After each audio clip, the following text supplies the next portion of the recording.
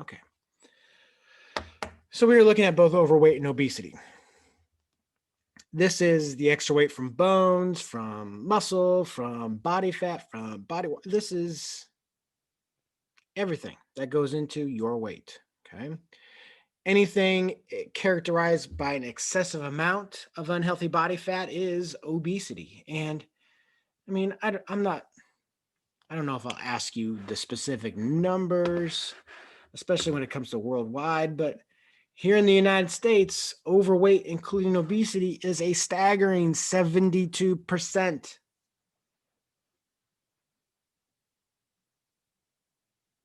72%. Isn't that freaking crazy? I think it's crazy. I get it, man. It's hard. For the obese person that says it's hard to lose the weight. Yes, it is. And we'll see some of the reasons as to why. But it's also just as hard to be not obese. I mean, would I love to eat potato chips till I can't stand and fried chicken? Oh my God, fried chicken? Would I love to? Damn right. I'd love to. So it's just as much work to not be obese as it is to get the weight off when you do end up there. So it's a street that can go both ways. Okay.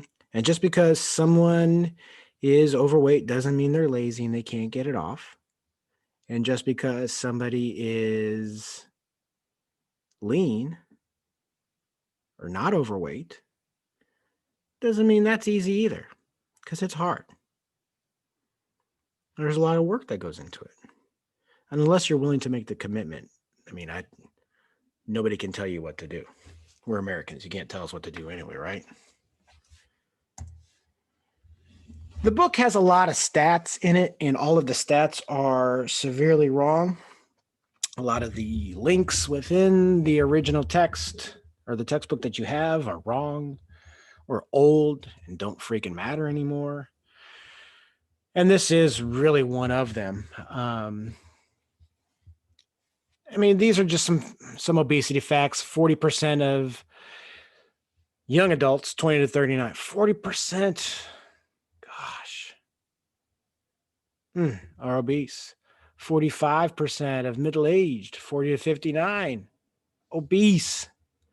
43% of adults 60 and older, obese. And then the saddest ones of all, 14% of 2 to 5-year-olds. What's their excuse? That's the parents. 18% of 6 to 11-year-olds. That's the damn parents' fault. 21% of 12 to 19. Well, now you're getting into 16, 17, 18, 19-year-olds. Cars, friends with cars, can go out and eat junk with a lot more ease. But those unacceptable. If you break that down into different ethnicities, I believe in children, Hispanics, it's around a 26 clip that they have a higher prevalence of obesity. Non-Hispanic blacks, 22%, according to the CDC. Then non-white Hispanics, they have a 14%. Non-Hispanic Asians, 11%, lower obesity prevalence. Man, in adults, I mean, it's not better. Non-Hispanic blacks, around 50%. They had the highest age-adjusted prevalence of obesity of any group. Hispanics, 45%. Non-Hispanic whites, 42%. Non-Hispanic Asians, 17%. Those are all CDC recent information from 2017, 2018, I think, the most recent data. This is important. This is important. From 2011 to 2018. What?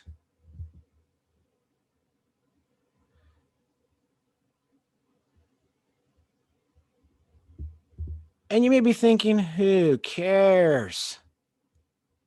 I eat good, I exercise, I walk my dog every day. I'm 22, I walk my dog. That's awesome. That's fantastic. But who pays for this?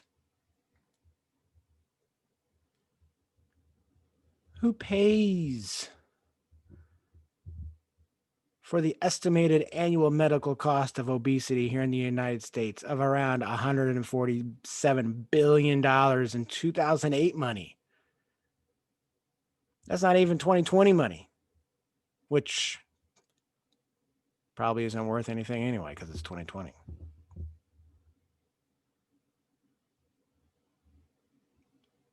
The sheer medical cost alone is almost $1,500 higher than those who are non-obese.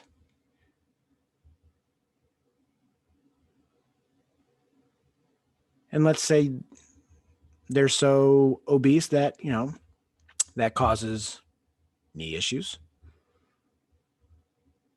ankle issues, foot issues. They can't breathe as effectively. A lot of stress and strain on the heart. Maybe they can't work as much. Who pays for this? We all do. Why is this so damn important to get it under control? It's a cost. Medicare, Medicaid, it ain't going to be around for us, folks. And I'm not going to get into a political tirade here. But these are two systems that can't handle the weight and the stress of this. Medicine has been awesome. Longevity of life, staying older longer, little ones born with ailments that would have killed them 100 years ago. No big deal. Awesome. This is fantastic. But what has this created now? And our healthcare system is not the best. And it wasn't before Corona, and it's not going to be after. If you look at just the prevalency of obesity, that's before Corona. Corona is not the fault of the failure of the system. It's just the last straw that broke the camel's back. When you got obesity going up in 18 years from 30% to 42%, and severe obesity from 4 to 9%,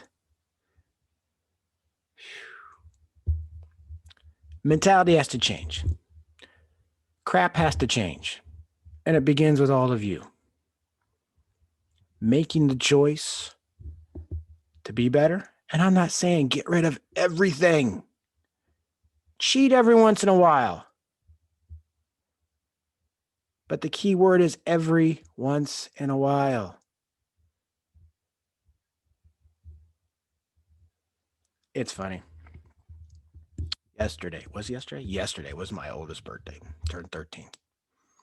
We're like, hey, we'll get you anything you want. It's your birthday. Middle of the week, what the hell? You can't have too much fun, right? What do you want? We'll get you wherever. We'll order out. We'll go out, whatever. God love that kid. He goes, I want a Subway sandwich. Shut the front door. I'm like, are you serious? He's like, yeah. It starts at a young age. And am I the best? God, no. I am not. And I'm not I can only give you examples from my life. I've never lived anybody else's life.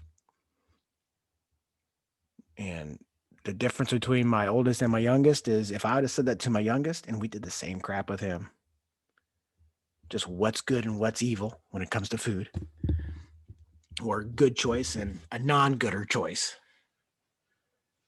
he would have said, he may have said Sonic. You never know.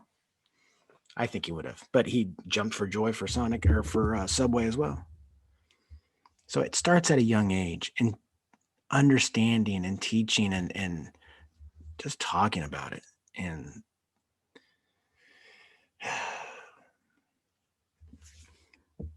if everybody had that, man, how much better would this be? So much better. Some of the health conditions associated with overweight and obesity. I mean, we've talked about these, right? High cholesterol, dyslipidemia, coronary artery disease, hypertension, stroke because of coronary artery disease, metabolic syndrome, cancers, type 2 diabetes. What have we talked about all damn semester? It's coming to here, right? It's been dealing with this. This class is centered all around understanding what nutrients are. Nutrients cannot cure everything. There is not one individual nutrient that you can take and isolate and it will cure all your ills. It is the totality of what your diet is. It's the totality of your healthy lifestyle and what that is.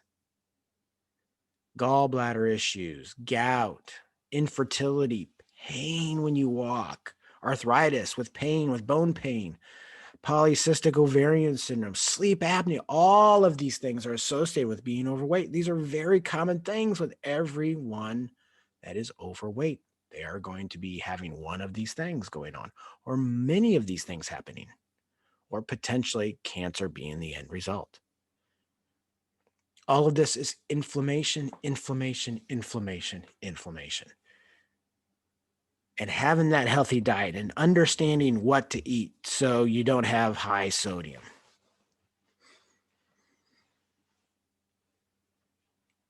Excess weight.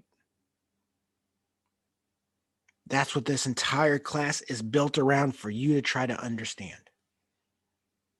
Answer some questions along the way to make sure that you kind of do.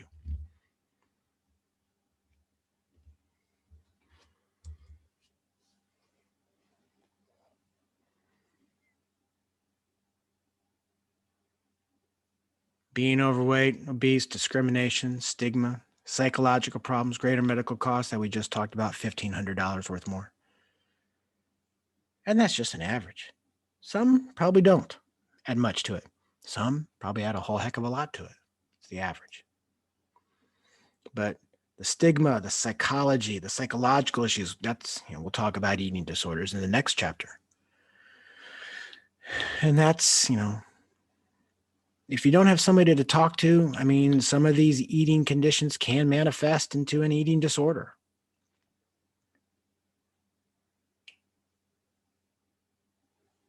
And yes, it can be just as discriminatory as potentially it could be with an individual